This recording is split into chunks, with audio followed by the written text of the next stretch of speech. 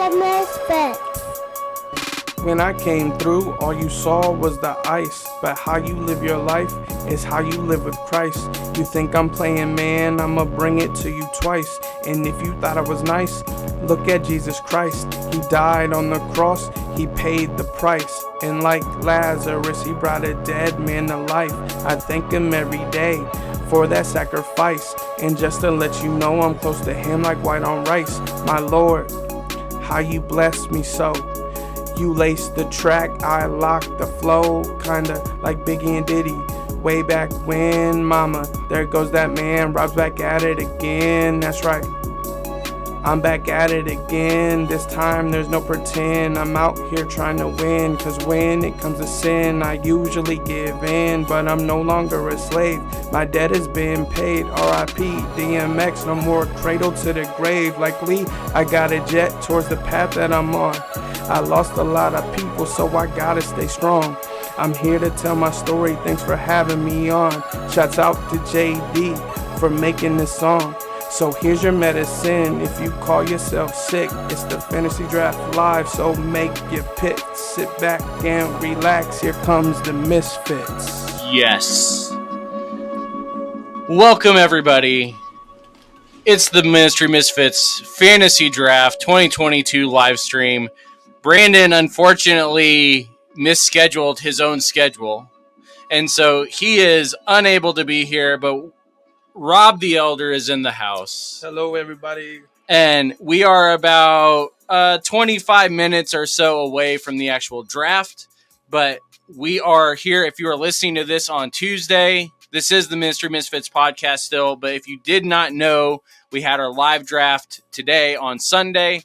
And Rob has joined us, one, to talk a little bit about his story, as well as the story of the organization that we are supporting through this, which is Tikva, and to share a little bit just overall as far as what's going on with him, with Canton, with Stark County, with our kids. And then we're also going to have some fun with some of the other coaches as we get into the draft and make each other mad for taking everybody's top picks.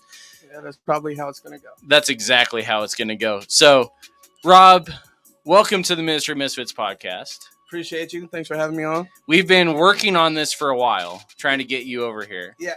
And Brandon was really working on getting you over here, and then he decided to not be here when we finally were able to get this all worked out. So let's start. Kind of like the Browns. There's always next year. Yeah. Yeah. So on that sad note, we'll go ahead and start talking. Rob, go ahead and introduce yourself a little bit. Share a little bit about who is Rob Elder. Yeah. So like Andrew said, my name is Rob Elder, and I'm from right here in Canton, Ohio. I grew up in a single parent home. My father left when I was 3. He was an abusive alcoholic, and he beat my mom all the time. And so she kind of kicked him out, and he just kind of left. And then I grew up, my sister and myself, with my mother. And she worked 3 jobs, and, we were kind of just left on our own.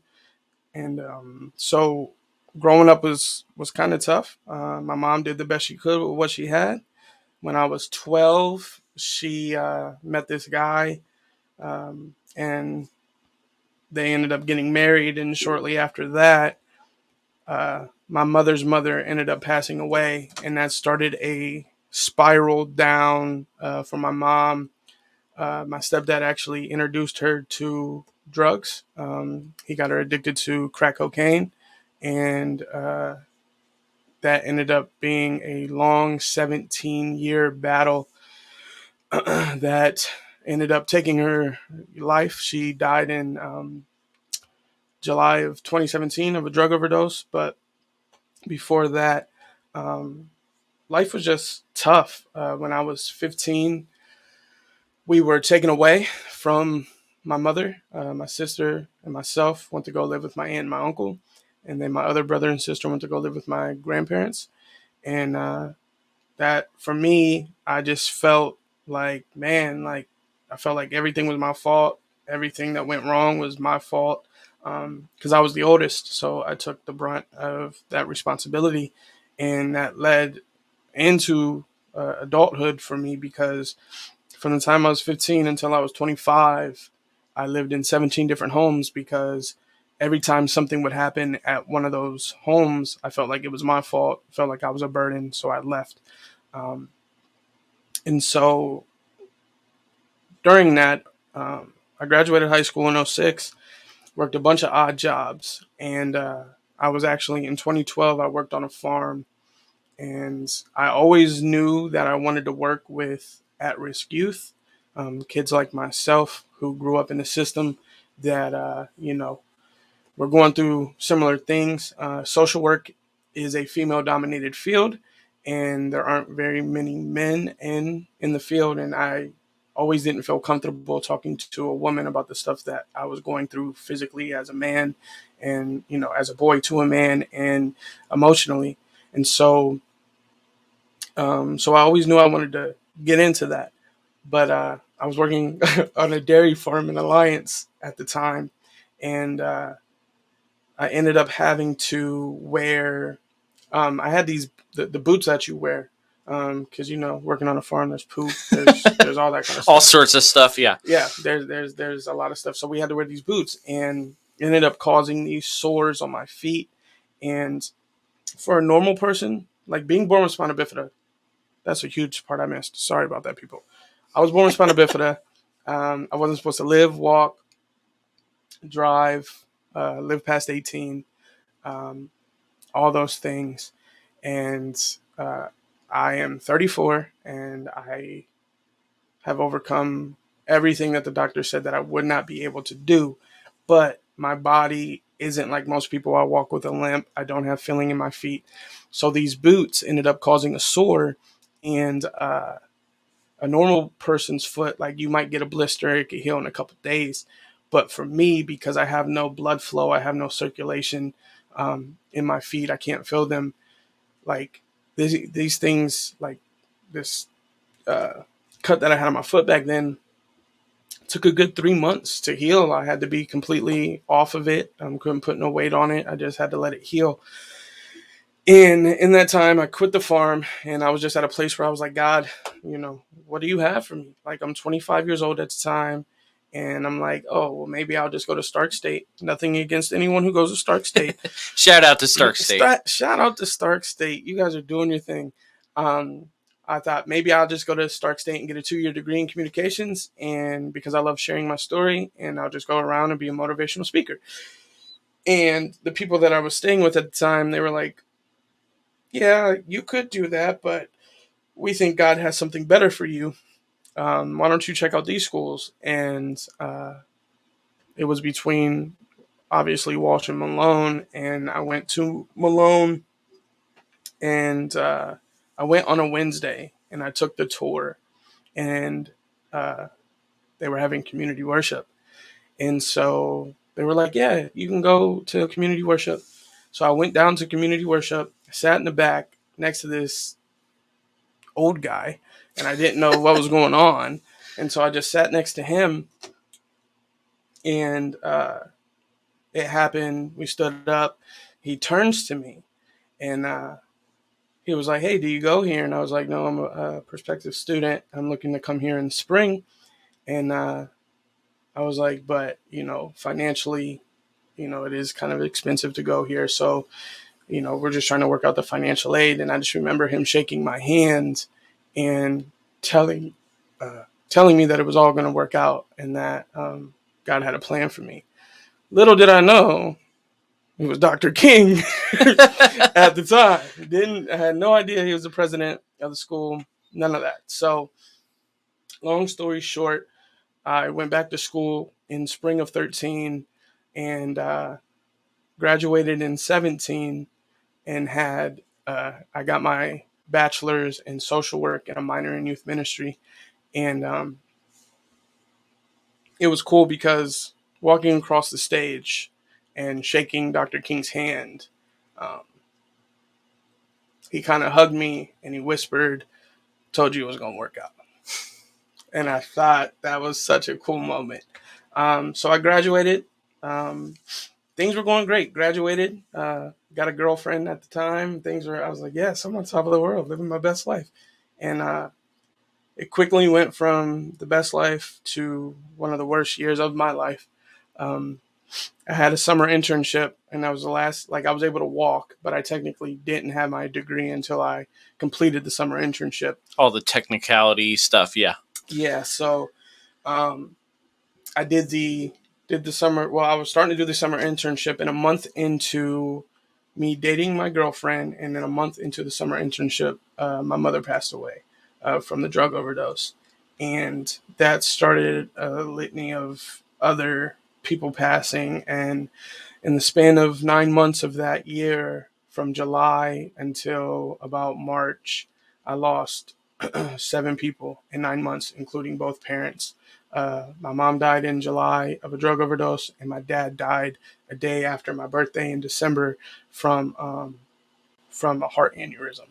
And so, experiencing so much death and going through what I've already went through previous, um, it led me down a path of heavy drinking. It led me down a path of questioning God. It led me down a path of, what kind of plan do you have for me? Am I going to turn out like my parents? And, is because my mom, she actually started going to church in 95. And that's what made me fall in love with God, was watching my mom fall in love with God. As weird as that sounds, that's what made me fall in love with God. That and Tupac rapping ghetto gospel, and then going to church and hearing them talk about the same God that Tupac was talking about. So that's a whole different story. But Another topic, which we will cover eventually, yes, I'm sure. yes. So that's what got me into music, and that's what got me into into church and following God. And so I was, like I said, I accepted Jesus when I was 12, and I didn't really get serious about it until I was about 19. And it was very, it was good, but like, that's my thought process. Was like, my mom started out strong, and then obviously she went down this path, and I thought the same thing. I'm like, oh man, I was a Christian and I did all these things, and life was good. I watched God move. I went on mission trips and did all this cool stuff. And am I going to turn out like my mom? So that's what really, was in my head for a long time. And um, in the like, I always had a peace that I knew that the devil was messing with me. I knew the devil was like, oh, see, yeah, you're going down the same path your mom did. And I knew he was lying to me, but there was a part of me that believed that lie. Um, and so I lost, like I said, 7 people in 9 months. And then ever since 2017, it just feels like everyone around me just keeps passing away. Had a few more people pass away from COVID um, over the last couple of years, and things like that. And it's just been a season of like, all right, God, I just gotta trust you in the midst of me wanting to do other stuff to fill voids. I just gotta trust you. And so that's kind of, brief synopsis of my life and what's gotten me to this point. But yeah, so Well, and it's an important part of the reason that we're doing this is because Brandon and I talk Tikva all the time, as far as the Tikva teas, the support, all these different things. But it's different when you actually start to hear why we are supporting Tikva instead of just any of these other, even some of these more worldwide organizations that are doing similar things. Yeah. United Way, Big Brother, Big Sister, all these sort of things. Mm-hmm. But part of the reason why Tikva is different is because of the fact that the leadership has these kind of stories. Mm-hmm. You are one that grew up in the system. You get out of the system, and then things start to feel like they're falling apart. Mm-hmm. But yet, you still are devoted to these kids within our community. So let's start by just looking at you again here for a little bit. What was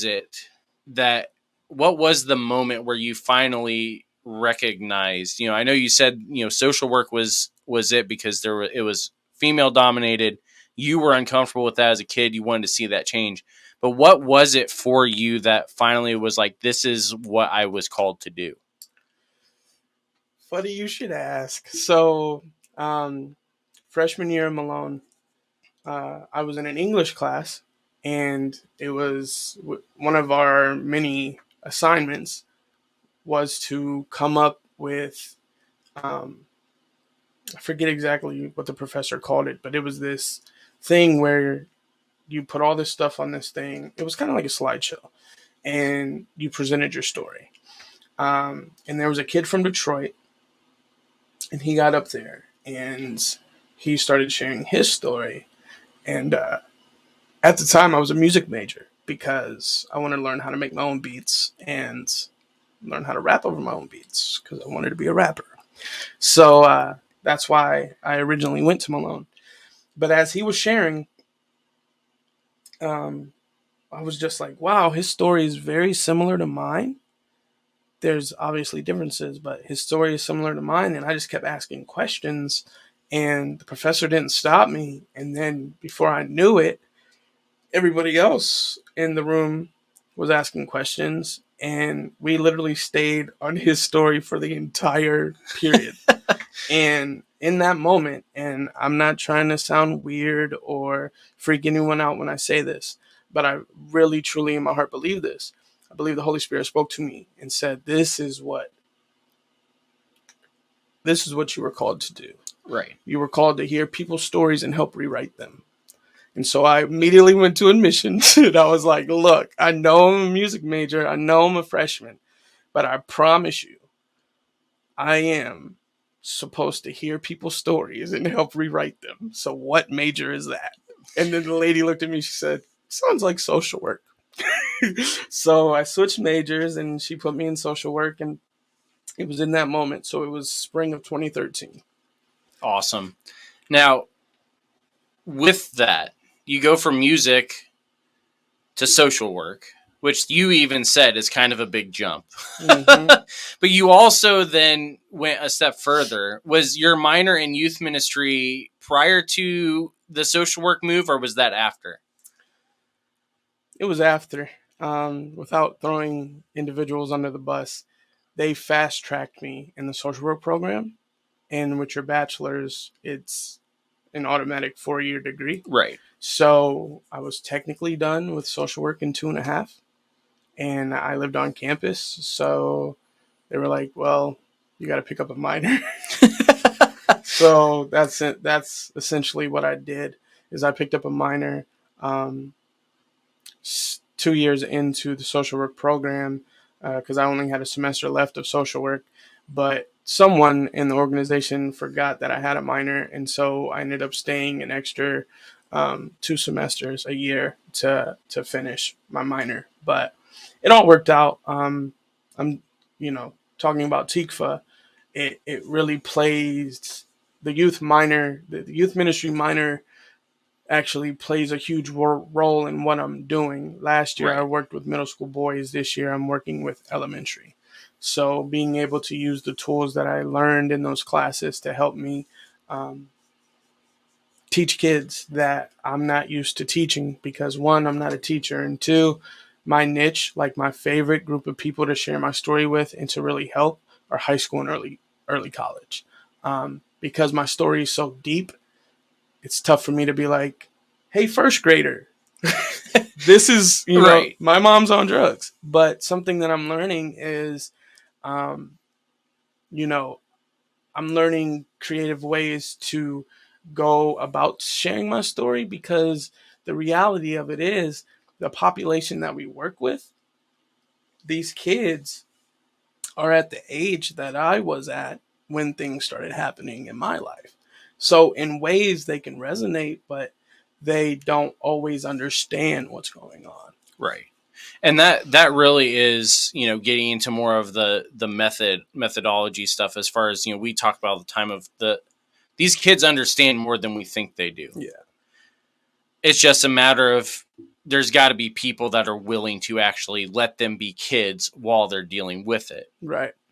which leads us into exactly what you guys are and what you guys do. So let's spend some time here. And I took the pamphlet and tried to digitize it in order, but when it uploaded, I don't know if it was in order. So we'll see how well I can match what we're talking about. But Tikva, what is Tikva? What is this organization that Brandon and I keep talking about that we've never actually really introduced? So Tikva is a nonprofit that just really tries to embody Christ. Our goal, like you see on the screen, our hope is with this after school program to give students a safe place to express themselves, learn about God, and to be able to lean on the staff and each other to we use this phrase in social work, to become productive members of society. Right. To show them that yes, this is my story. I am a part of my story, but the circumstances of my story do not determine who I have to be going forward. Right. And so, you guys have it in a nice abbreviated form. And so we'll jump over to that in a minute. But, the key thing you're talking about here, and again, this is part of why, Brandon and I in Third Street as a whole are so invested into what is going on at Tikva specifically, is that you guys are trying to teach identity in Christ, not identity in circumstance. Yes. Without negating the circumstances and without saying that your identity doesn't matter until you get to that point, and without allowing them still to also be kids while dealing with all of it. Yep. So you guys have it spelled out as risk. Yes. These are your is risk. And we talk at risk kids all the time. Yep. But that's not necessarily what you guys are talking about, even though that is your actual audience. Right. Yeah. So risk it's a cool little acronym that I believe Maquita came up with. But it's relationship, identity, safe place or safe space, and knowledge. And that's our goal. We want to be relational with these kids and teach them how to have good relationships with others. Like you hit on earlier, we want to show them that they have an identity and that their identity is found in Christ. We want to provide the safe place for them to be able to express that. And then knowledge. We want them to have knowledge. It's one thing to know LeBron James because he's a basketball player, but it's another thing to know LeBron James because you're his son. You know what I'm saying? Right. Like there's two different things. So knowledge of who they are because of whose they are. And it doesn't even just stay there, because you guys also do general knowledge stuff as well, because you guys are heavily invested in their academics well, correct? Oh, yeah. Yeah. So academics piece, there's a whole time frame section. Again, first time being on the podcast. So like, how real can we be on this podcast, bro? Like, does it have to be PC? Can I just be real about it? I don't want to have to bleep you out is all that we're asking. Yeah, so go for it. Yes. No foul language. But the school systems are failing these kids. Right. The reality is these kids who are older, they're already hip to the system. They know, all right, I can literally fail every grade up to 8th grade, and the only grades that matter are 9th through 12th. Right. And so they don't put any time of effort into their academics. And so what Tikva is trying to do is help bridge that gap. We know that when they leave us, they're going back to not the best home situations, and we know that they're going back to a broken system. So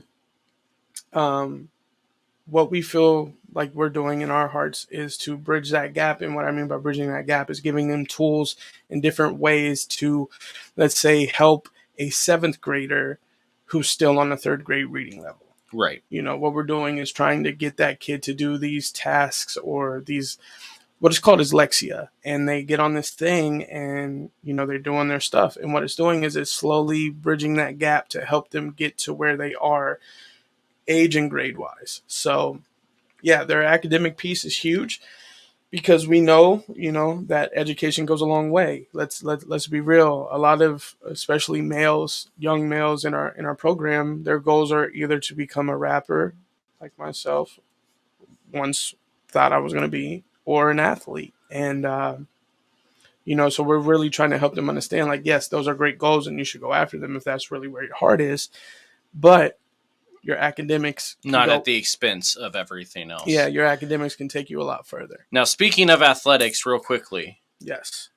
This isn't just a normal episode. Because it is draft day. It's draft and day. we are about 45 seconds before the draft begins. Yes. So take a moment, Rob, to get yourself actually ready for that. We are going to continue talking Tikva here in a moment.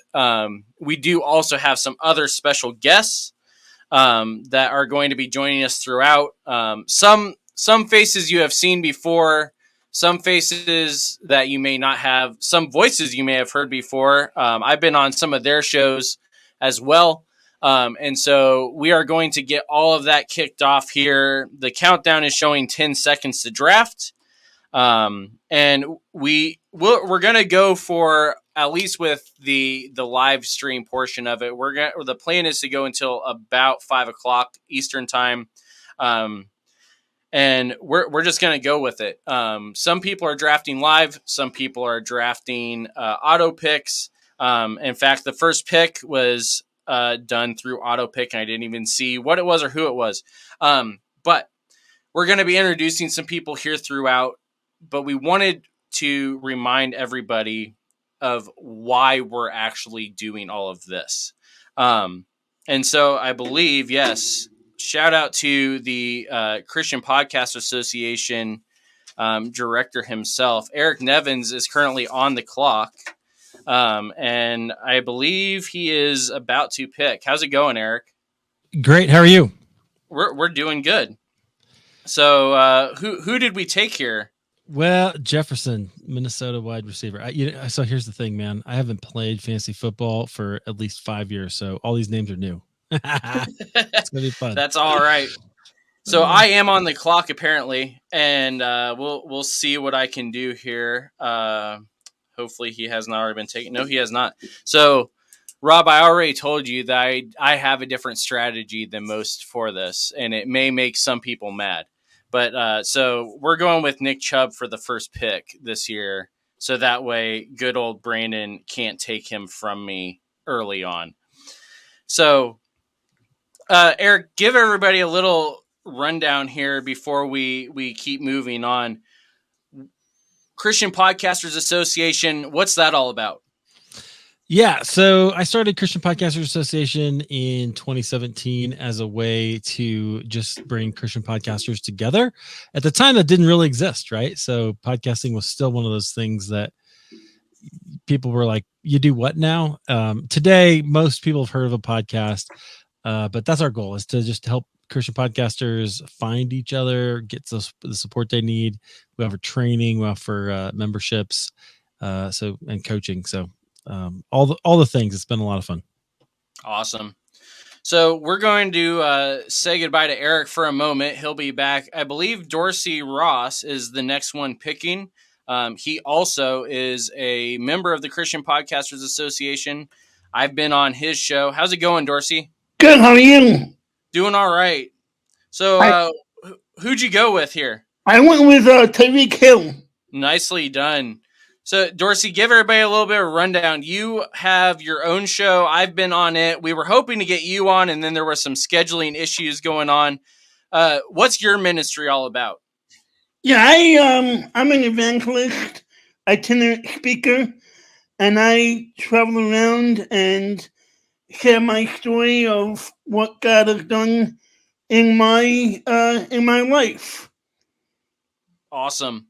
So, his website is up on the screen. Like I said, you can go check him out. You should go check him out. He has an awesome story. I've been on his show. we're still hoping to be able to work schedules around to be able to get Dorsey over here on Misfits as well. But we are going to quickly switch back here as Rob Elder is currently making his first pick himself. So, Rob, what are we thinking here? Well, unfortunately, I had to get Kamara. Oh, so sorry. Yeah. Unfortunately. So sorry.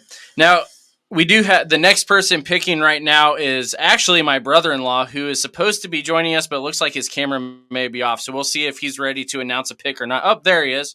So Caleb here was our second place winner last year. He lost to Coach Dwight McDowell, who you all have heard, and with Marriage Map Ministries and everything like that. He lost to him in the championship game last year. So, Caleb, what are we going with here with your first pick for this season? Ava's here to tell you. Who are you going to pick, Ava? Eric Jones. Eric Jones. Why Eric Jones? Did you just like the name? Oh, she can hear you. Oh, Do you like okay. the name? No, I told her who to pick. There you go. Whatever works, right? So, Rob, real quick, let's keep walking through while we wait on a few more picks here. Give us an idea here of a normal day at Tikva. What does a normal day look like for you guys during the school year? I know summer was a little bit different. You guys did a lot of family events, things like that. But what does a normal school day look like for you guys here at Tikva? You guys see what he's doing? I'm 2 picks away, and he's trying to get me distracted. You're not 2 picks away. Oh, you are 2 picks away. I'm 2 picks away, so he's trying to get me distracted. So sorry. So that sorry. I don't get who I want. You see? I how didn't. he does? I thought you could multitask when you agreed to do this. You should know this by now. I take fantasy drafting very seriously. Okay, so sorry. Oh well, you're up now. So let's see what you got here. Where are we going now, Rob? With my second pick, I am going AJ Brown from my Philadelphia Eagles. Alrighty. Now, let's clarify here. Philadelphia. Why Philadelphia for you? Philly. So the reason why I picked the Eagles, I was in 7th grade, 6th or 7th grade. Grew up in a single parent home. The only thing I watched on TV was Lifetime with my mom and WWF. That's it. Which is a very different combination to have there. Yeah, she would watch her shows, and then she would let me have the TV, and I'd turn on wrestling. So that's what it was, and I didn't know anything about football. And 6th, 7th grade, you start to get around friends in school, and the question came up: how are you? What's your favorite team? And I went to plain local schools, and our mascot was the Eagles. So I said the Eagles. And they were like, oh, you like Philly? And I was like, I guess so. And literally from the time I was 12 or 13 until now, I've been a diehard Eagles fan. All right, then. So we do have a familiar face on here. It is his pick right now. What's up, Antoine? How's it going? Yo, you caught me looking at my screen trying to figure out what I'm doing. Oh, What's you're up? good, How's man. everybody doing? How's it going? Good.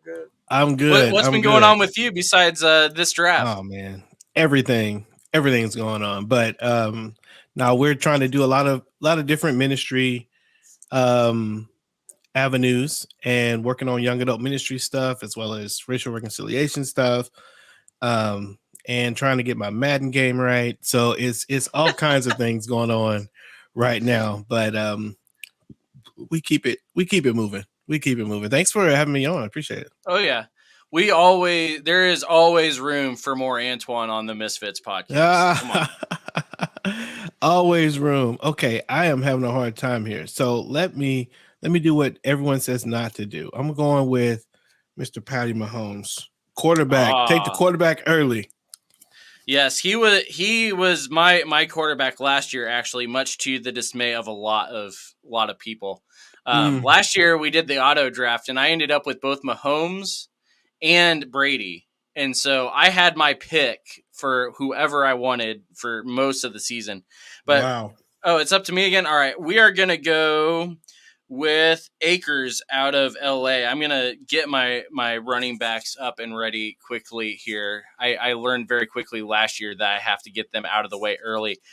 So let's see here. When are you coming back up here, Rob? Are you got time to talk Tikva a little bit, or are you getting ready to go? No, I'm 19 picks away. All right, I can so- talk to All right, you can actually talk why I had you come on now. So what is it with Tikva? What is a typical day look like for you guys?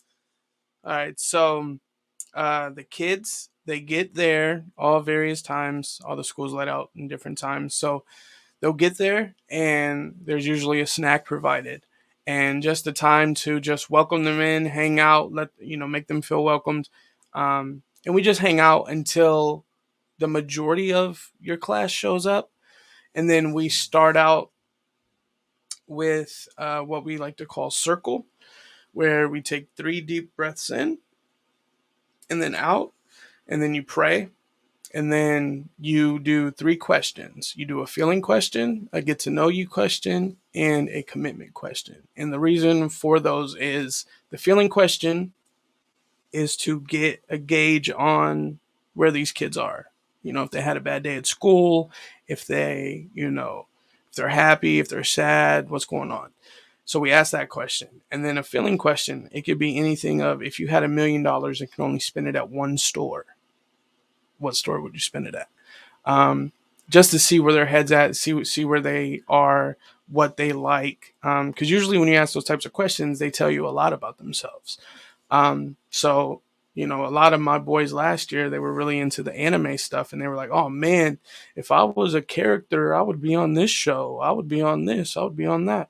And so it's just a basic get to know you question. And then the commitment question is probably one of the most important questions, but it's the least answered question. And what I mean by that is, we ask them, so what is your commitment for today? And a lot of them say to have fun. Now, granted, they're kids. That's their goal, is to always have fun. But the reason why we ask them those commitment questions is because, so let's say a kid says, my goal is, my commitment is to keep my hands to myself. So at the end of the day, we have another closing circle, and then we ask them, were you able to keep your commitment? So it's a way to keep them accountable with themselves and with each other. So after circle, all the rooms are different, but after circle, we had go time, which is basically like a recess.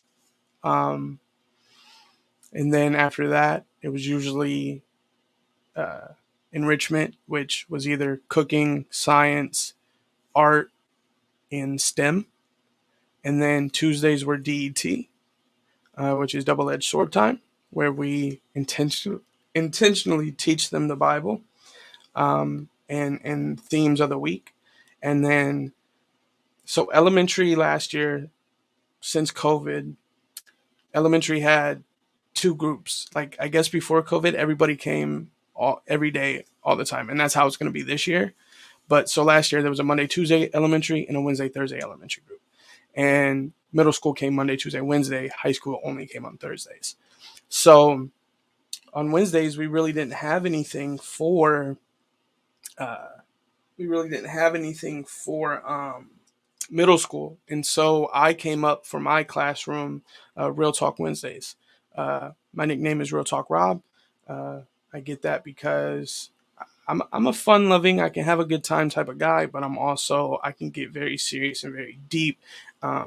And that's what most people know me for, is just always being real, always being authentic with people.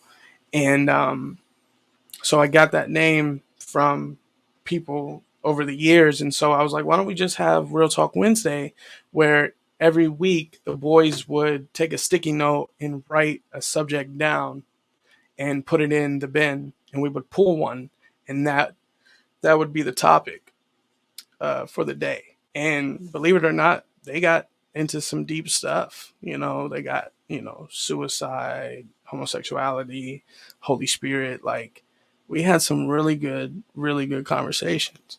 And so that's what we did. And so, and then typically after that is dinner. So we for like, we feed them, and then after dinner was homework, academic time. We call it Thrive time because the kids did not like academic. Imagine that. The moment they heard academic, they were not trying to do it. So Thrive time, we changed it to Thrive time, and we just try to get them pumped up. Man, this is your time to thrive. Like show us what you got. Work on this paper. And middle school boys, that was really difficult to do. But I told them, I said, hey, the sooner you get this done here, the less work you have to do at home. Right. You can play a game, you can watch TV, you can do it, you know what I'm saying? Instead of going home and going straight to homework. And that kind of got them, oh yeah, you're right. Like, I don't want to do homework when I get home, so I'm gonna try to do it here. And then after that, we do we clean up the room. That's another thing of accountability and responsibility. It's on them to clean up their area, their space, wipe tables down, put the chairs up, just clean the room, make it presentable. It's a lot harder with the young ones because it's usually left for you to do the stuff that they can't do. But for middle school, high school, that's essentially what we did. Yeah, while you're making your pick here, part of, again, what separates TIFA out from most of the others that we have the opportunity to support, talk to, not that they're doing things wrong, but the difference that we see especially is again, you are talking about where you have made major commitments to these kids, both to treat them as kids, but without minimizing their pain. Mm-hmm.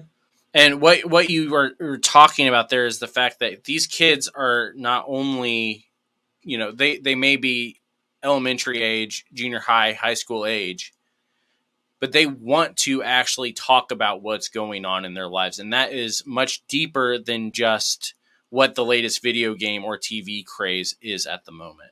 Right. Now, we are going to continue talking TIFA throughout, but I just realized that somebody else has joined us that I completely missed, and I don't even remember which team is his. So we're going to go ahead and bring him on now just to introduce himself. So this is Don. Is it Raper, I believe? Don Raper? Ruber? Bruner. There we go. Not even close, but thank you. We were talking dyslexia earlier, so it counts. So now you are one that has just joined us from Twitter, correct? Correct. So why the Misfits? Is it just because I hounded you down on Twitter, or was there something about today's draft that just made you go, this is the draft to be in? I just happened to see that your tweet about fantasy football. I don't think I've ever seen a tweet from you ever. And then I saw that about fantasy, and I was like, man, you know what? Let me try 2 leagues this year. So it just was kind of the right place, right time. So. Well, we're glad you're here, and hopefully now that you're following me, you're not going to be like the other people that talk about my tweets and just start calling me the Marxist crazy person that's over there in his own little world. So yeah, you don't have to worry about that. So how have you been doing so far with the draft? You getting the people you want in, or is this a little bit harder with 20 people in a league? Yeah, I've never done a league this deep before, so I'm used to 12. The first time I ever did fantasy football was 2 years ago, and it's always been, and I'm doing the same league this year. This is my 3rd year doing it, and so it's a 12-person league. So this is fun. This is like, I'm like bouncing around all my pages here, trying to cross out names, make sure I'm, not struggling. I see somebody just took my guy St. Brown. Good pick there. But yeah, this is cool. I like doing this deeper league. This is fun. Yeah. So like we said, we actually have 20 people this year for the league, which also because of the fact that this is a fundraiser, the fun thing that we also get to announce is that because we have 20 people in this league, everybody had to pay a small fee for this fundraiser.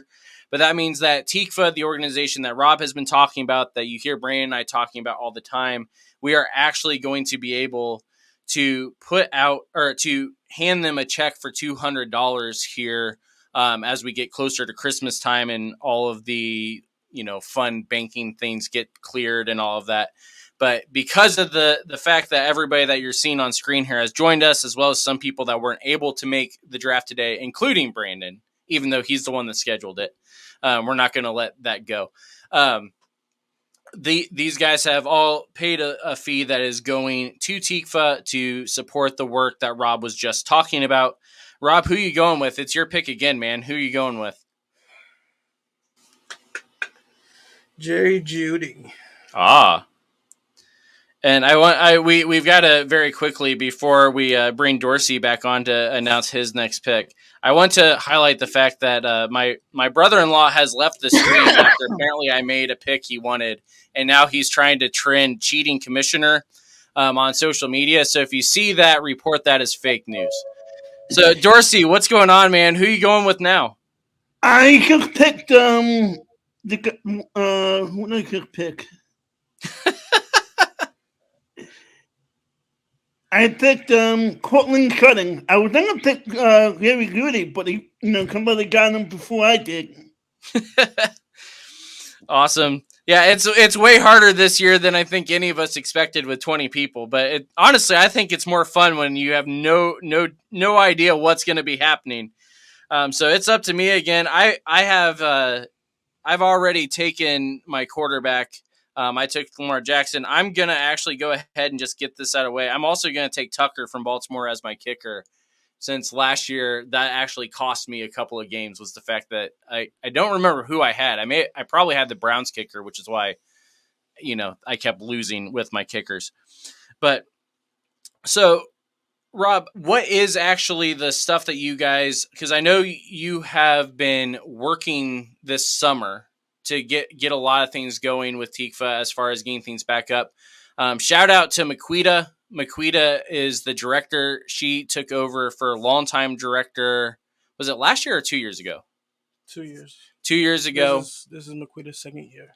But TICFA is not a new thing. TICFA has been around for a while. So give us a little bit of the highlights here. What's TICFA's story as far as the amount of kids that you guys are working with, the families that you guys are working with, and where you guys are hoping to go?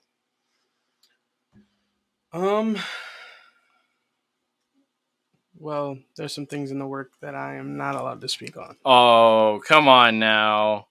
I cannot speak on them because it's not public knowledge yet. So I don't want to be the one to break the news when it's not even my place to break the news. But yeah, so we got some big things in store. So we finished up summer programming at the end of July. These last 2 weeks we've been doing training, and then on the 12th of September, the kids come back full time until May. So yeah, just gearing up, looking forward to this year. But yeah, we got some big things coming in the next few years, and we're really trying to, really just trying to do what God is calling us to do and play our role. Like you said, the city is big. There's a lot of different organizations trying to do their best to help Canton. And TICFA is just one of those organizations where we just want to play our role and we want to do our role well. So that's our hope. That's what we're hoping for. And we're doing that by, just helping out where we can, doing different fundraisers, doing different, going to other churches and helping them fundraise, putting on different events for the kids, things of that nature. But yeah, so something that's really cool that I didn't get to experience last year is high school will be around all 4 days. So 3 of them will be off site and then 1 will be on site. So Miss Lori Moline, She is such she works for Mentor Stark, and she is just such a godsend. She is like the resource queen. Whatever you need, she has a resource for it. Um, but she has different things lined up, taking them to college visits, taking them to, different job opportunities. Like last year, we went to Stark State, we went to Habitat, we went to a bunch of these different places and showed them what it's like a typical day at these places. And so she will be doing a lot of stuff um, with them Monday through Wednesday, and then they'll be on site Thursday in the building. So I'm looking forward to that, seeing them around a lot more, um, because middle school and elementary, they still got a little bit of a ways, and it's cool to see high school doing what they're doing now, and so we want to help them now be the best versions of themselves that they can be. So uh, we got them all for 4 days. Every element. There's no more broken up groups. Elementary is going to come 4 days. Middle school is coming 4 days, and high school is coming 4 days. So that's going to be new and exciting to me. This is my second year at Tikva, so I'm excited for that. I'm excited to just do my best to impact these children's lives with what God is doing in my own life and what He has me doing at Tikva. But yeah, we got some exciting things coming. If you guys have me on again, maybe later this year, early next year. Maybe you'll be allowed to share your secrets. Yeah, maybe I'll be allowed to speak on things that are in the works. But there's some exciting things coming, and we're just praying that God puts His hand on them, and we continue to do what God has called us to do in this city. Yeah, and one of the things that because we already talked. Your call to social work was one that you weren't really expecting, but that has been obvious that was definitely a holy discontent type calling. While you make your pick here, I'll just keep talking. My wife currently is going back to school for social work because she has had the same sort of draw and calling to do these sort of things. And one of the things that we have found is, I've been doing inner city ministry for a decade now. My wife's been doing inner city ministry with me for a decade now. We've known about a lot of these different problems, things like that. But one of the things that has been very interesting that we found while doing some research for one of her projects was she went and pulled the school ratings for the area. So all of Stark County, which we have about 4 high schools here within Stark County. 4 or 5. It depends on if you consider Massillon part of Stark County or not, probably. But which anybody that's local has very strong opinions about that. But one of the things we discovered is that the school with the lowest budget actually has the highest scoring as far as the way that schools are ranked and scored here within Ohio. Kansas City has the highest budget in the area, but the lowest scores. And part of what that shows us is part of what you're talking about here. And this is why I think, the fact that you guys are pouring into the high schools so much right now is going to be so beneficial, is that the test scores, as far as what was actually affecting them, had much more to do with the situations going on at home than it had to do with the amount of money or care that the city was putting into the classrooms. What is it that you guys are doing specifically to kind of target that home life side of what's actually affecting our kids as far as the academic, being able to perform academically? How is it that you guys are trying to counter that? So we have, not sure what we're calling them yet this year. They might be called home hangouts instead of home visits, but home hangouts. So what we're trying to do is a couple times a month, we will go to the homes and just hang out, get to know the parents, get to know home situation, see if they need help. And whether it's food, financial, and try to get them hooked up with the organizations that we know can help them. So with that said, it's one of those things where that's where we're trying to build it. We have a couple events throughout the year where they're family oriented, and so we ask parents to grandparents, aunts, uncles, to come be a part, whether it's a kickball game, whether it's you know games in the dining hall, whether it's a Christmas party, whether it's the end of the year event. Uh, but we come and you know we want to embody what Christ talks about when he says, you know, be a community, be who I've called you to be. Be a community, and it's not like organization, families. It's families. You are a part of this.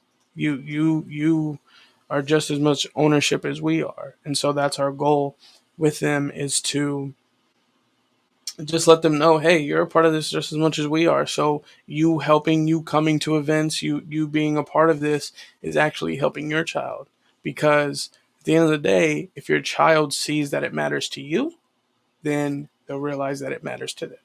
So, Awesome. Yeah. Real quick, we're going to jump back in. So, Eric, how's it been going so far? You know, You don't sound too confident like here. that. You know, it was so many people. Like when you're done after you pick, the next thing goes, your next pick is in 32 picks. Right. Yeah. That is insane. So that's like every good player, everybody that I flag, I'm like, okay, that'd be good. They're all gone. They're all gone by the time you get back to you. So it's very interesting to deal with that and to try to figure, okay, what do I take? So I heard you agonizing over that earlier. It is hard. So this time I took my defense because I hate worrying about my defense. So I'd like to have a good defense right at the beginning. So yeah, I'm waiting to see my other brother-in-law that is not on the stream here told me earlier that he's hoping to pick his defense early because he only has one defense he actually knows anything about. But so far I haven't seen him do it. So we'll see if he actually is able to get what he wants. Yeah, I've done that for years where I take it way sooner than most people would, just because I want to make sure I get one that's decent, Yeah.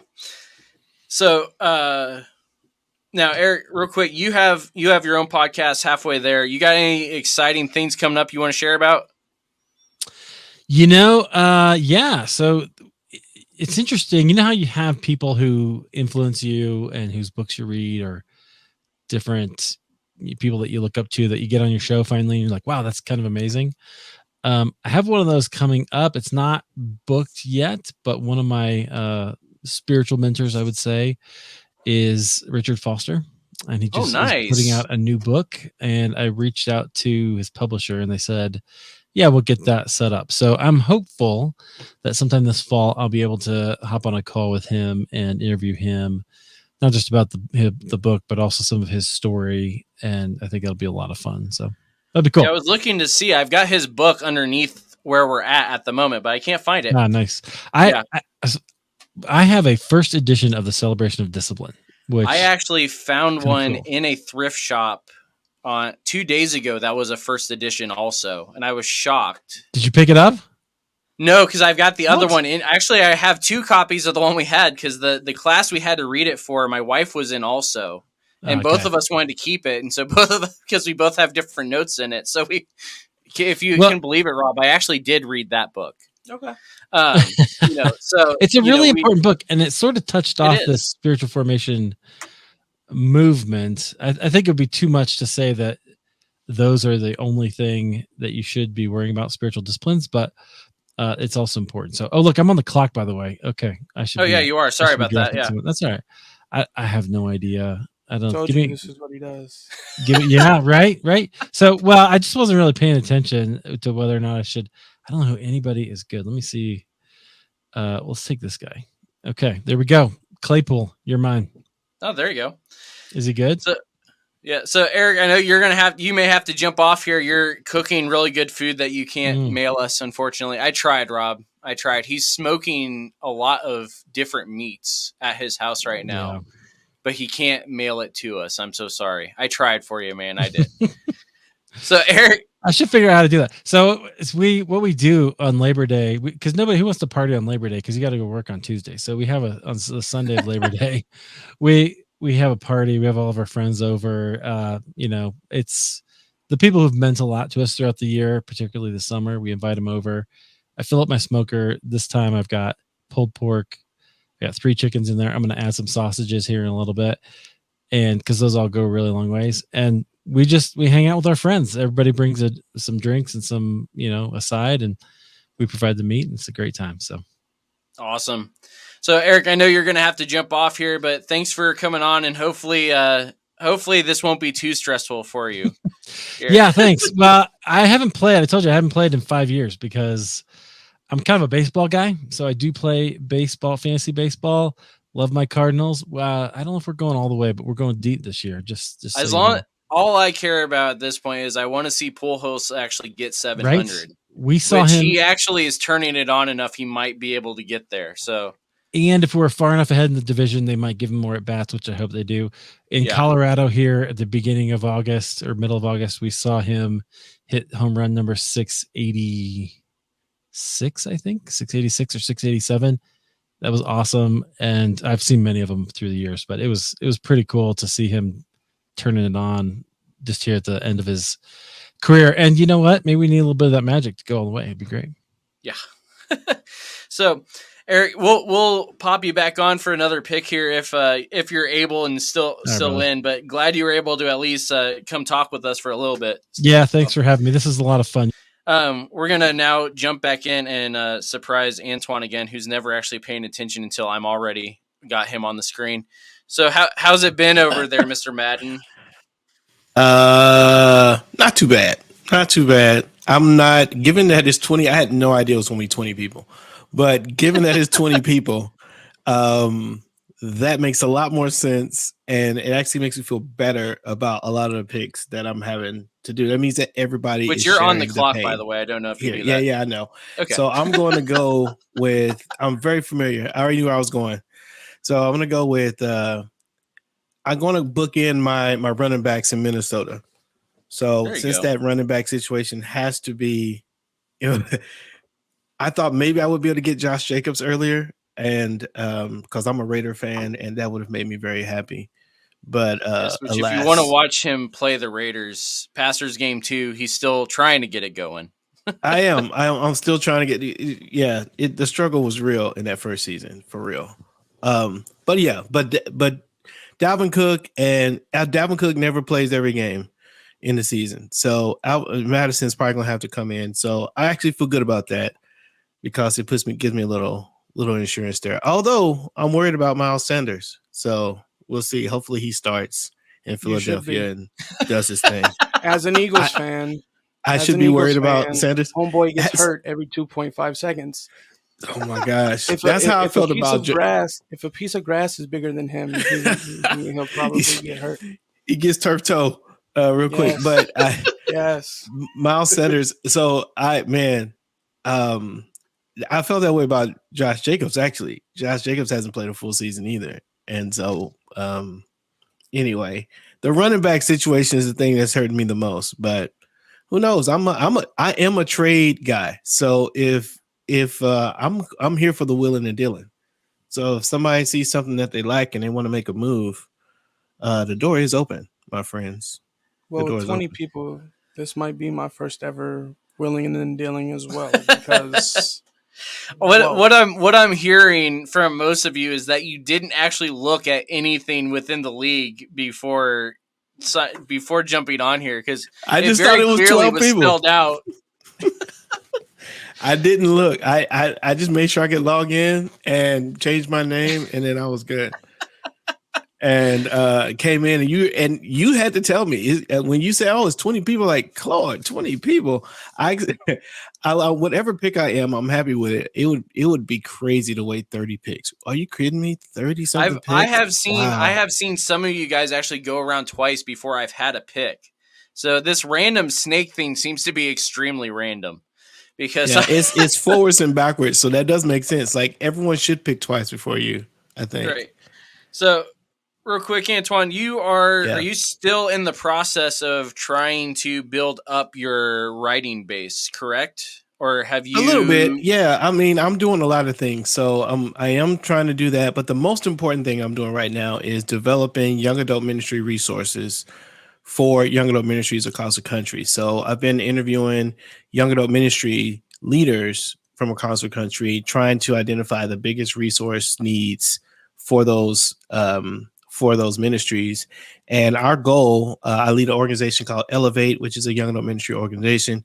I pastor a community out of that organization, but we also develop and will be developing, a pool of resources for young ministers who are just jumping into that ministry. And usually there's no really clear steps and places to go.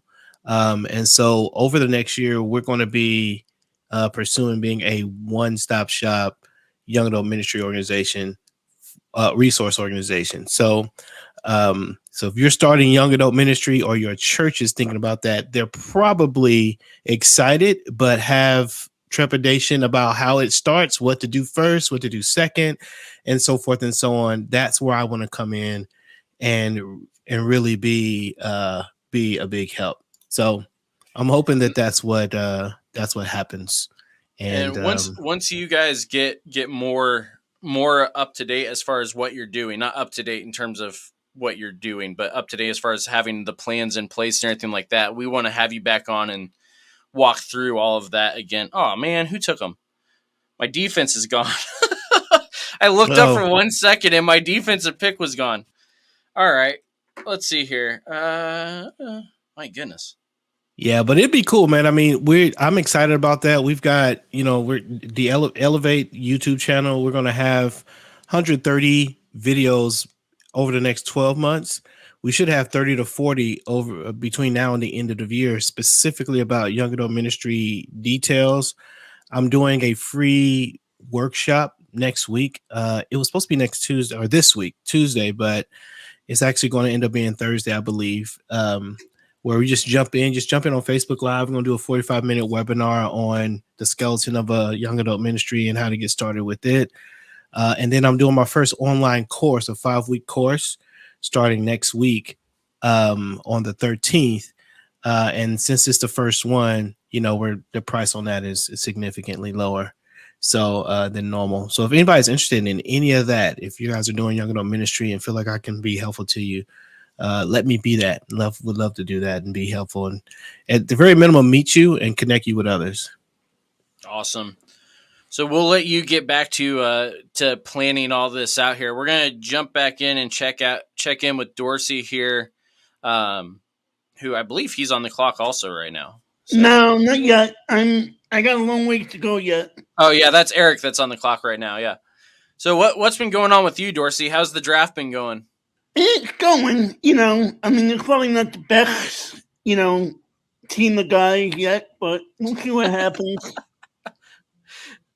So what's been going on with you ministry wise? I know you've been traveling around speaking a lot, but you got anything exciting coming up you want to talk about? I'm hoping to get more speaking engagements, for the fall, and I've been getting a lot of requests to be on other people's podcasts, to go on there and to share my story on there. Awesome. Andy, if you want me to come on your show, you better book me now. Or, I may be all booked out. Well, that was the issue last time. Was I booked you way in advance, and then all the schedules changed. But anyway, yeah. If you guys do want to hear Dorsey's story or book him to come talk to your church, DorseyRossMinistries.com is the place to go for all of that. Like I said, if you want to hear the episode that I was on for him, that's on our website, MrMisfits.com, and you can go to the other appearances in the resources tab and find that and hear about the stuff he's doing and how he fits the misfit mold. And we talked about that a little bit over on his show as well.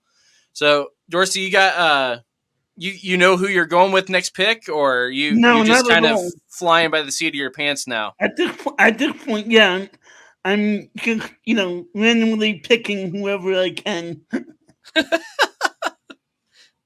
Awesome.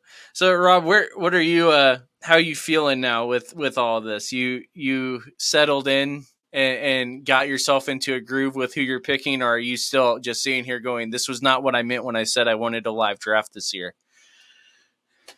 The latter. So we're going to take a quick break actually here. We're going to go for probably another 15 minutes. I'm not sure how many rounds this draft actually is. I probably should have looked at that, but didn't. We're going to take a quick break and hear from our sponsors.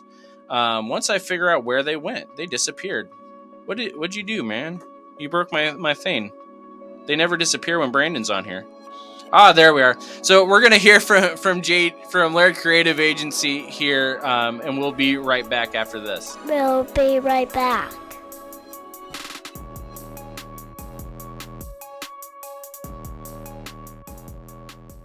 Season 2 of the Ministry Misfits podcast and our awesome theme song are brought to you by Laird Creative Agency. In our social media world, the next connection is always one click or scroll away, and your business has to be ready when they find you. That's why Laird Creative is always looking for ways to step your brand up. Whether you're looking to overhaul your brand one time with a new website or want to save money by outsourcing your graphic and media content, Laird Creative Agency is here to help. Laird Creative's mission is to take the difficulty out of the creative process. With Laird Creative, you'll find a dedicated team of artists ready to tackle any creative need that your business has, big or small. If you're looking for an easier way to share the vision of your organization through thoughtful branding and creative content, find them at lairdcreativeagency.com to get started. Mention the Ministry Misfits podcast and get a free consultation call. Laird Creative, step your brand up.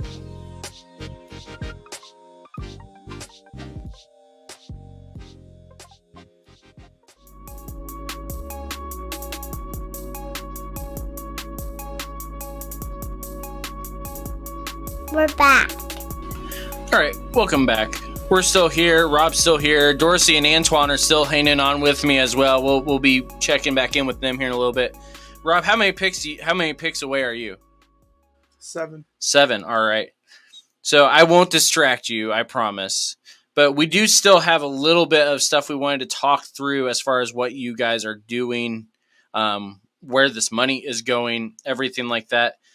Before we get to that, while you're figuring out what you're doing next, we want to make sure that we do mention the fact that TICFA right now is in the middle of a major fundraising campaign, not associated with the campaign we're doing right here.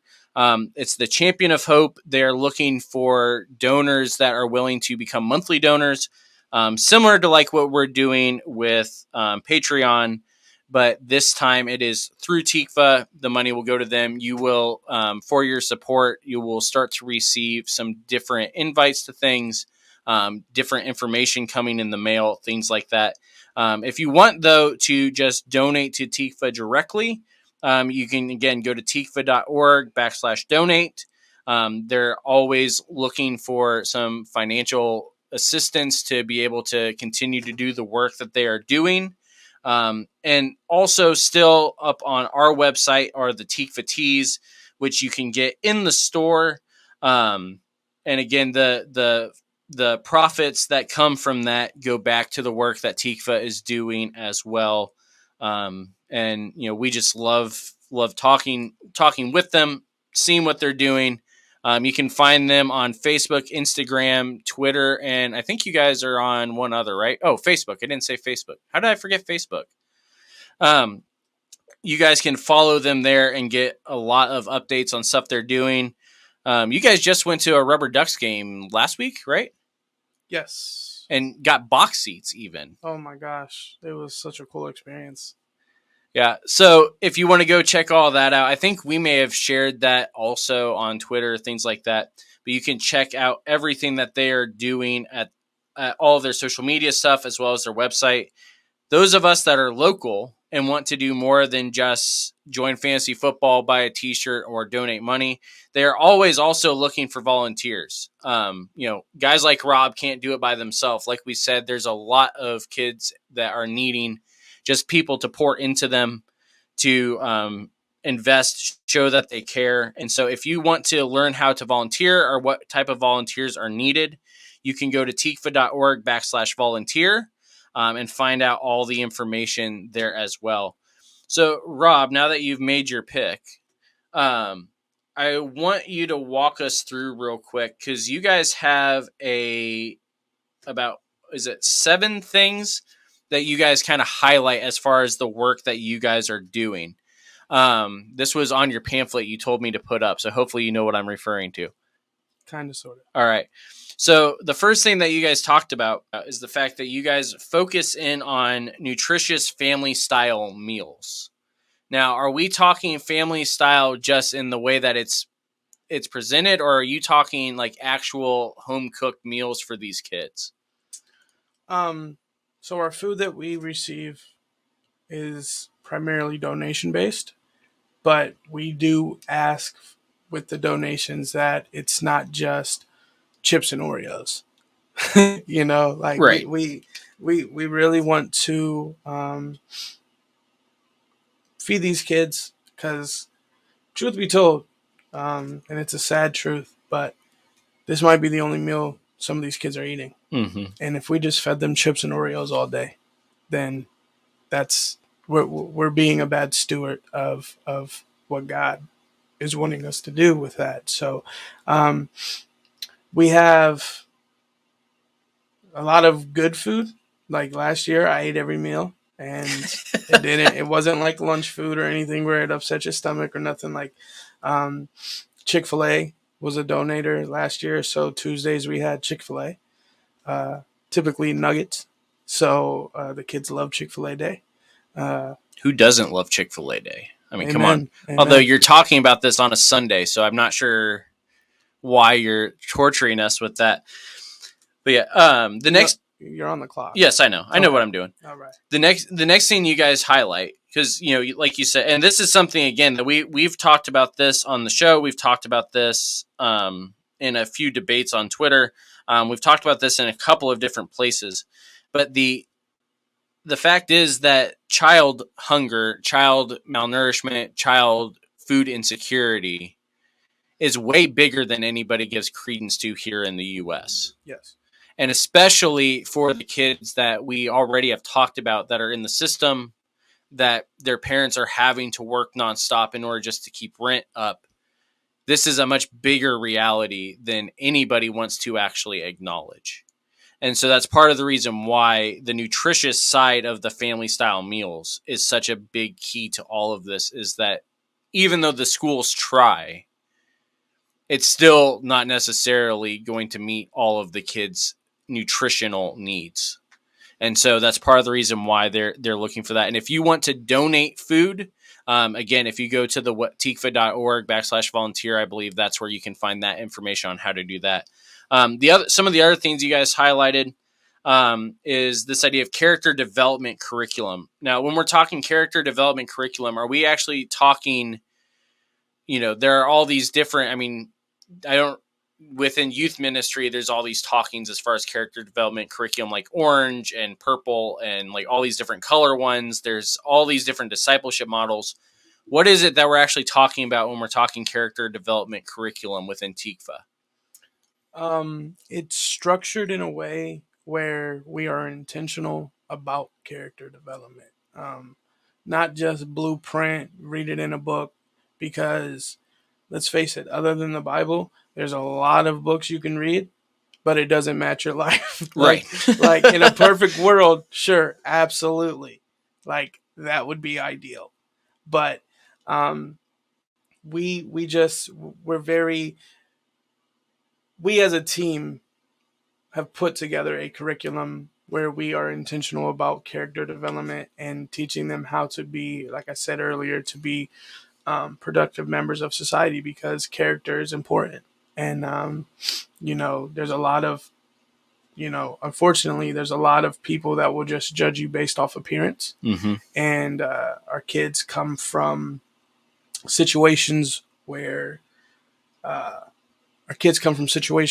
they might not have the best clothes, or they might be the run of the family and got big brother's clothes. and so automatically they're baggy, and because you're wearing baggy clothes, you must be this or you must be that. And, unfortunately, a lot of them are looked at a certain way because of the school system or the classes that they're in or their economic status. And so these kids, without even realizing who they are in this world yet, are already being judged for stuff that they don't even have control over. Right. So we try our best to teach them that character is important.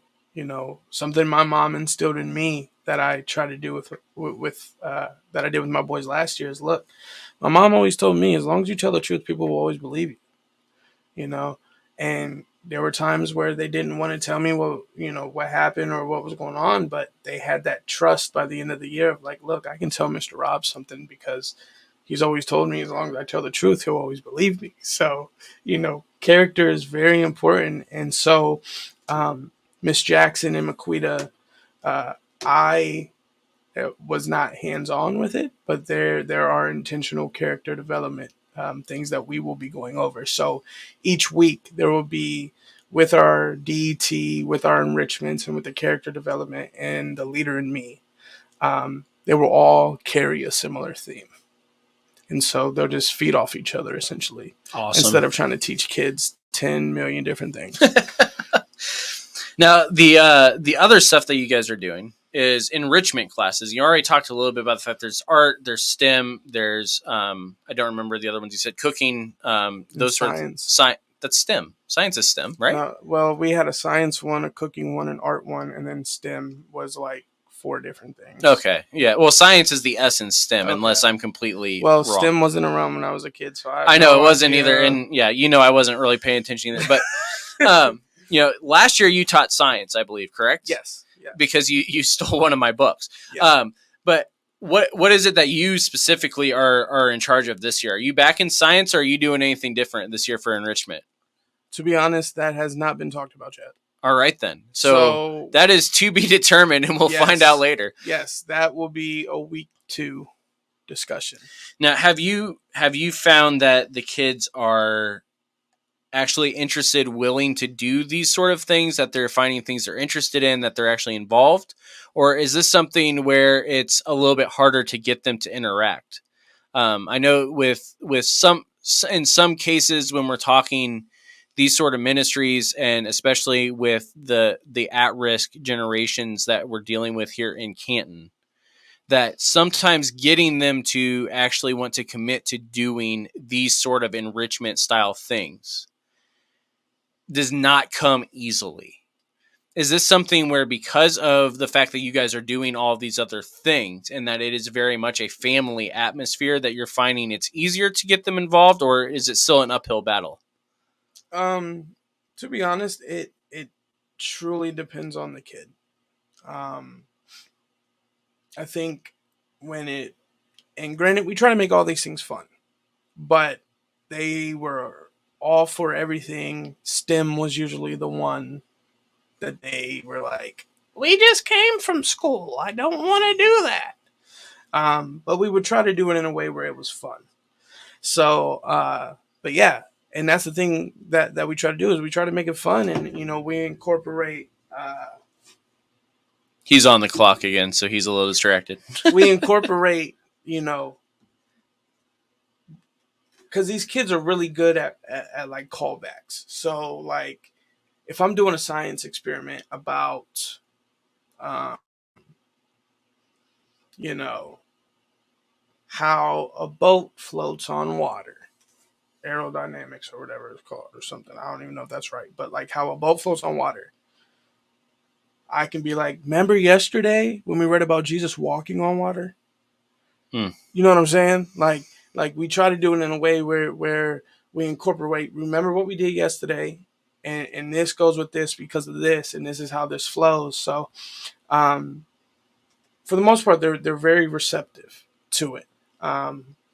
They love our when we have events and field trips and things like that. But one of the things that we really try to do is get them excited for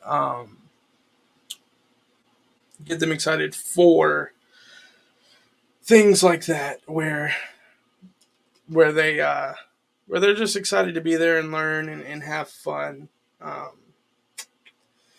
Man, The exasperated sound was not due to the enrichment classes, but due to the fact that he has no idea who he's picking at the moment.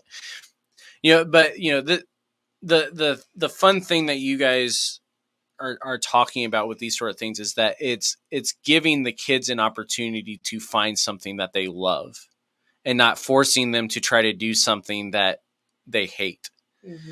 Which is part of why STEM was not probably the top idea, was because of the fact that they were just forced to do all of this at school for a while.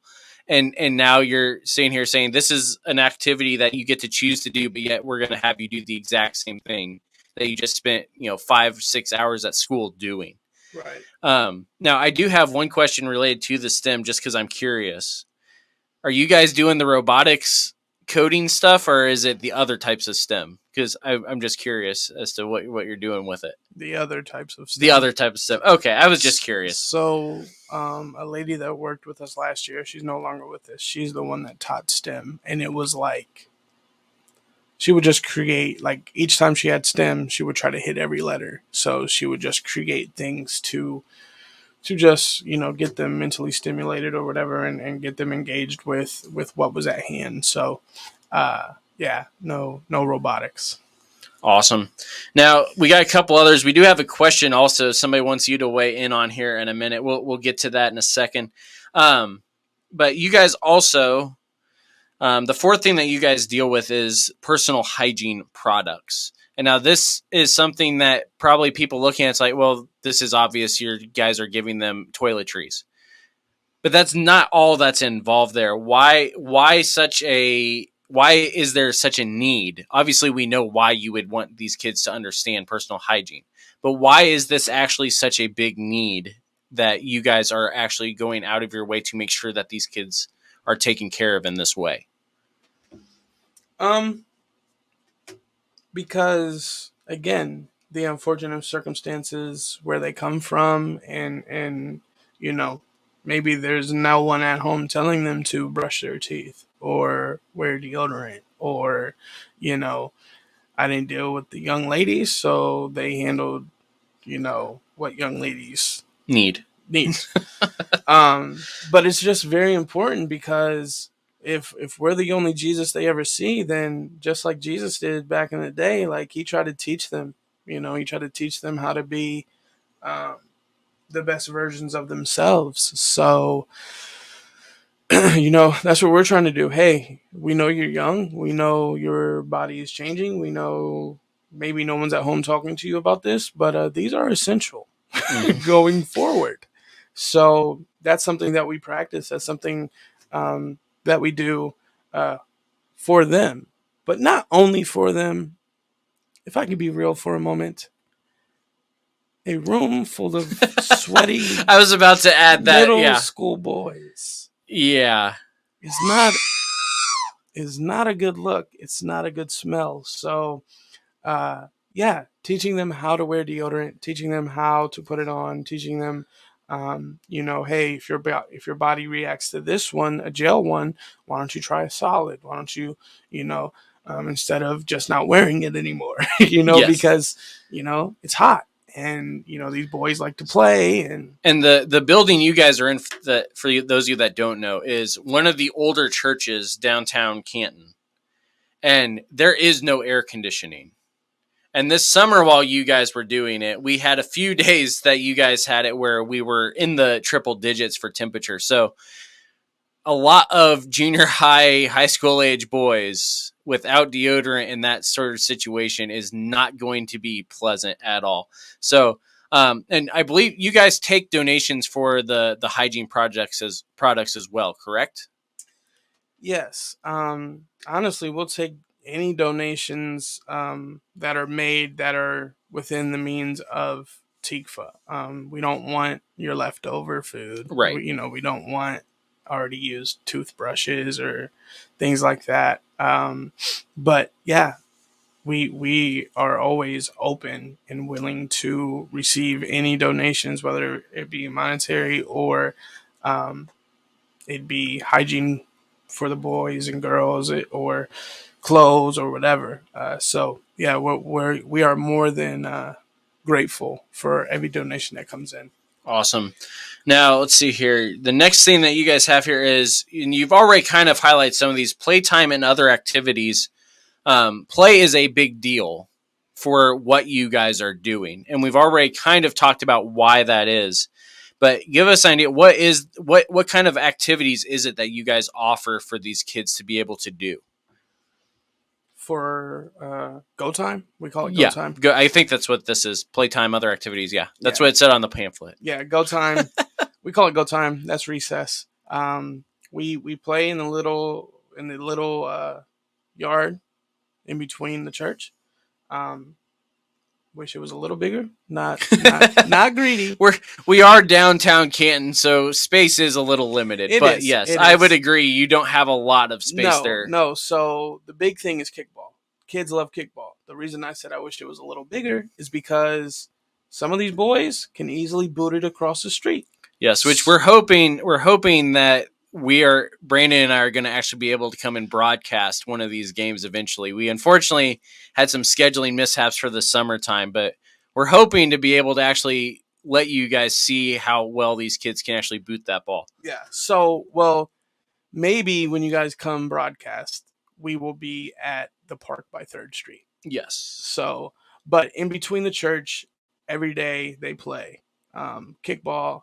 There's jump rope. There's chalk. There's footballs.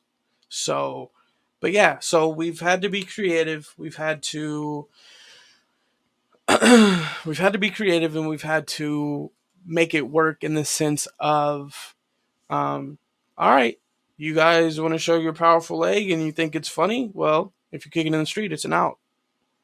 So it's helped keep the ball in play instead of...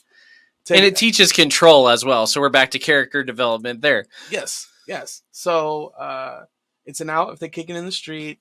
There's certain boundaries that are automatic fouls and things of that nature. But there's kickball.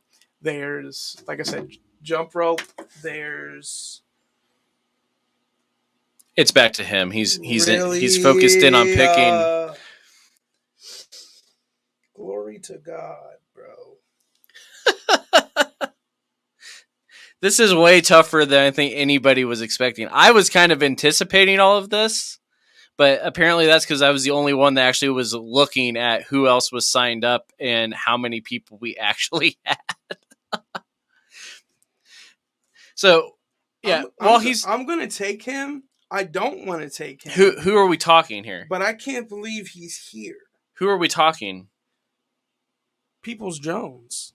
Oh, really? From the Browns. I didn't even realize he was still there. So I'm taking him. I don't want to take him. All right, then. Because he went to the school up north. Yeah. Anyway, yeah. So the other things you guys do there, you do have a clothing boutique. And now normally when you hear boutique, it's, thinking a little bit higher price. But obviously we know that's not the case. So what is the whole clothing boutique side of what you guys are doing?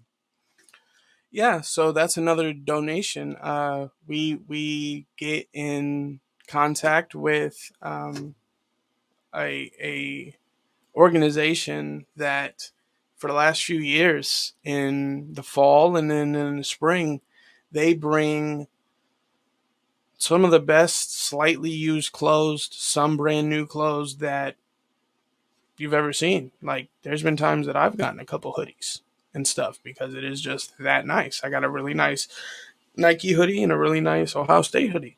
And we set it up just like a clothing store where, you have the little kids table, you got, teenage girl table, you got a little guys table, you got a middle school, and then we have a high school guys table and a high school girls table, and there's shoes that they can get.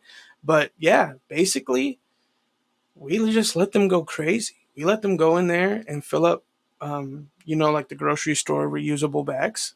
Like, now granted, if they go really crazy, like we say, hey, you really don't need that. You just kind of want that. But yeah, they can fill up almost as many bags as they want and take them home. There's a miscellaneous table, and then there's toys. There's like a toy table, things like that. But yeah, they really have helped us a ton and has really been a blessing to us. So yeah. So with this pick, I'm going out on a limb. I'm hoping it works out down the line. That does not build much confidence. I'm just saying. Well, he's still here. A ton of people forgot about him because he's probably not going to play until October, early November. I'm taking Odell. Okay. You go right on ahead and do that. Hey. So, no, I don't remember because I was picking when if you had said this.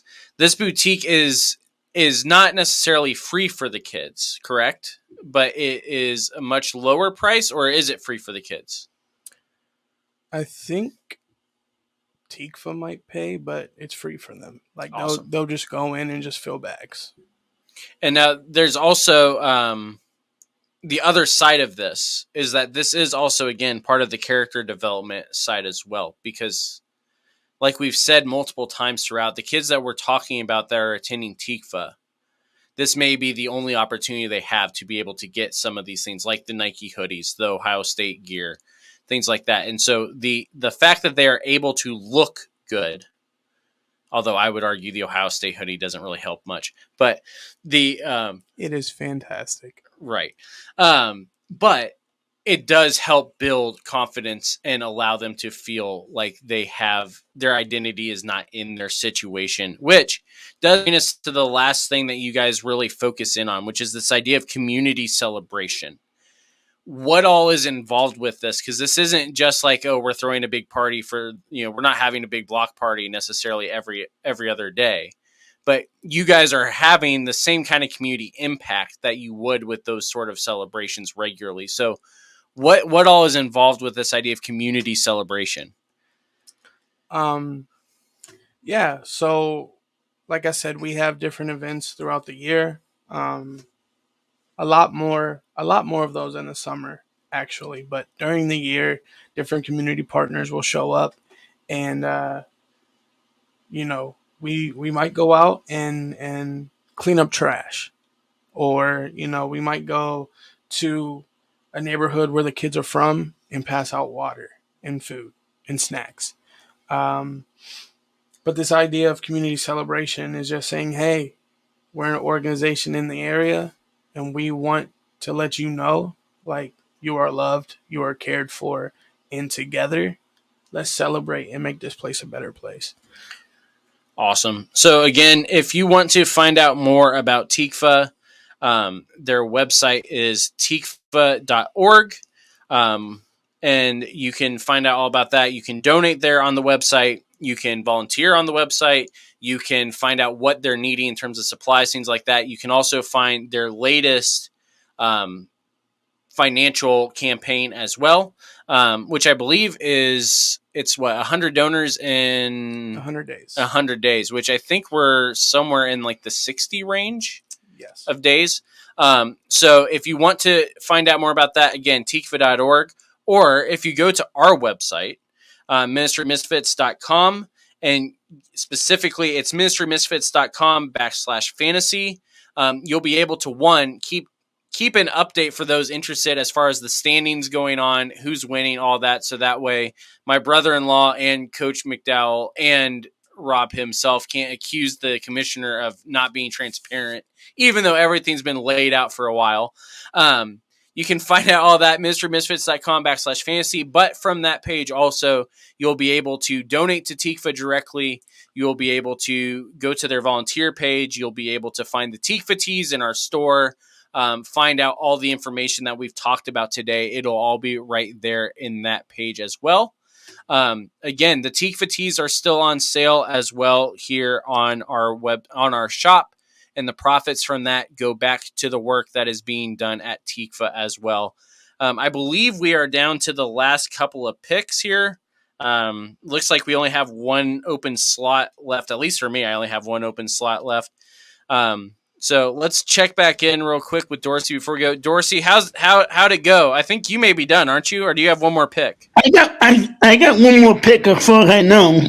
Yeah, I got one more pick.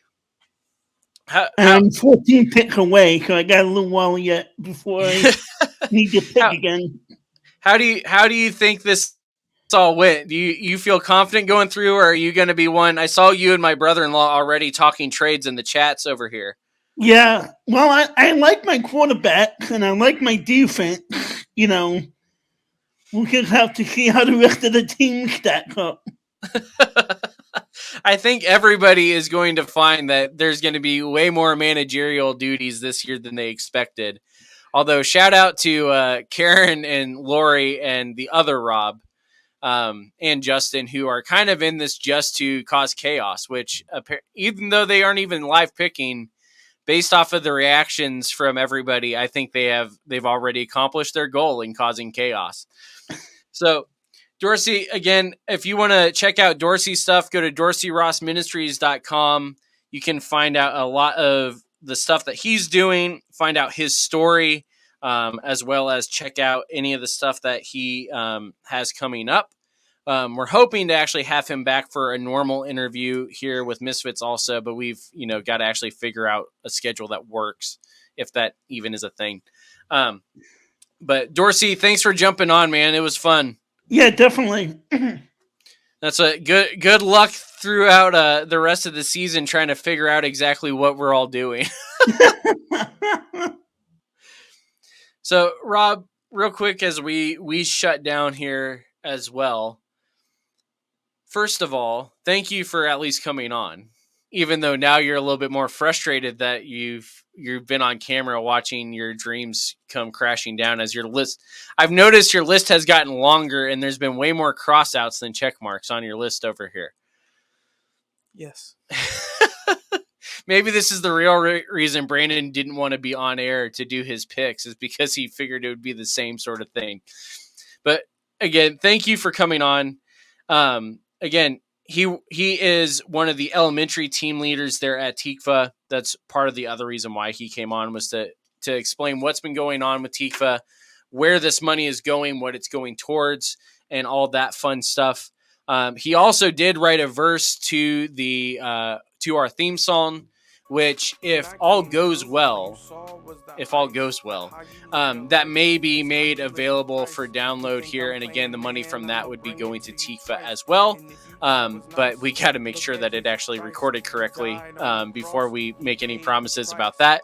If that does happen, that will be in the fantasy league as well on that page there on our website. If you want to support Misfits while you're at it, you can do that in a couple of ways after I make my final pick. Who should I go with? Go with. There we go. Did I what? Maybe you already did, but earlier you said there was a question. Oh, yes, there was a question. Let's see. We had a question from Trey over on YouTube. It says, how do you all feel about my 10-man team?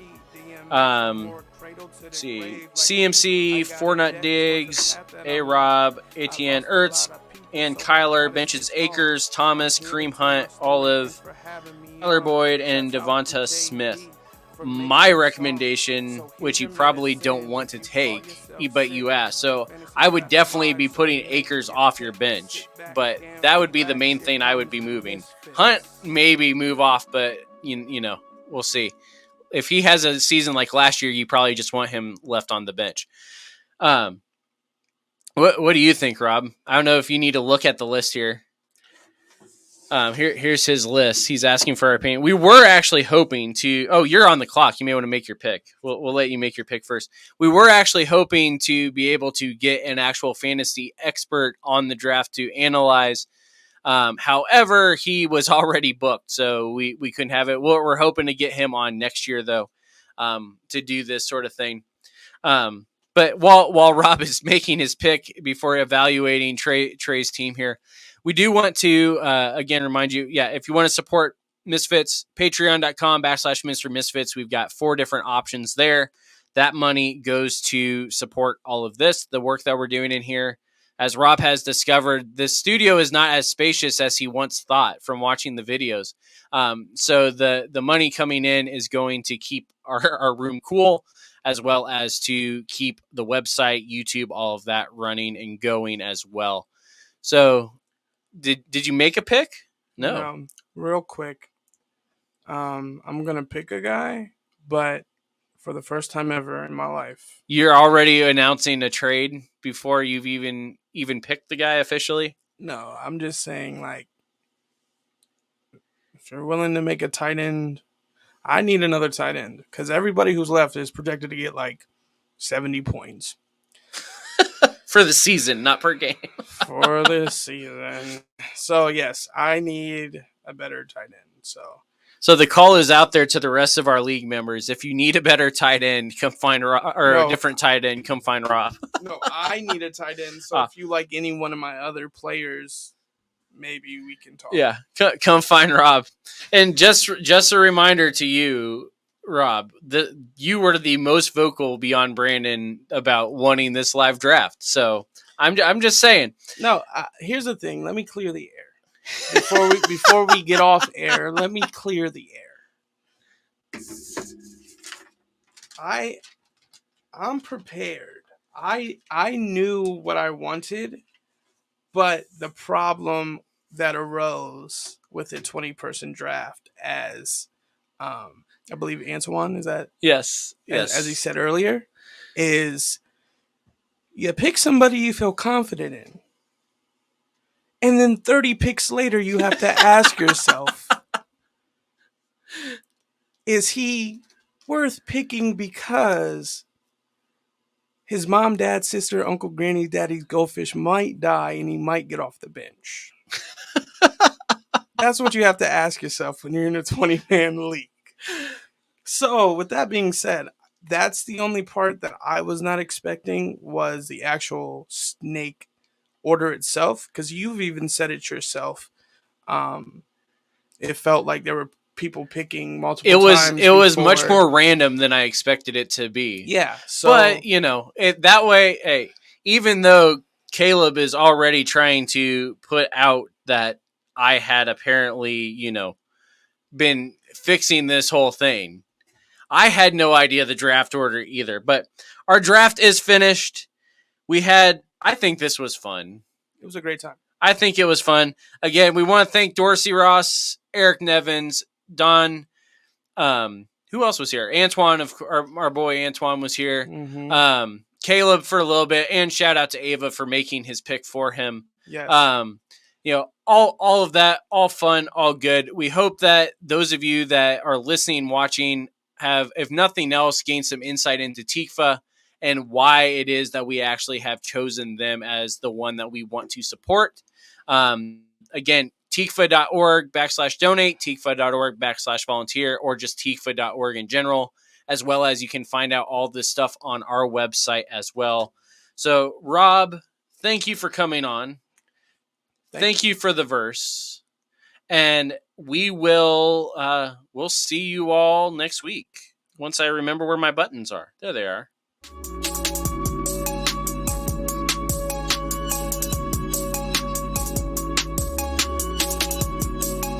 The Ministry Misfits podcast is a production of Ministry Misfit Media in association with Overwhelming Victory. Dr. Greg Linville and Andrew Fouts are our executive producers, and Brandon Simmons is associate producer. The Ministry Misfits theme song is written and produced by J.D. Laird and Laird Creative Agency. If you would like to get in touch with us, you can email us at ministrymisfitmedia@gmail.com or by following @ministrymisfit on Facebook, Twitter, Instagram, and TikTok. You can also visit our website at www.ministrymisfits.com or through bio.link/ministrymisfits. If you would like to support Ministry Misfits, you can become a patron by going to patreon.com/ministrymisfits.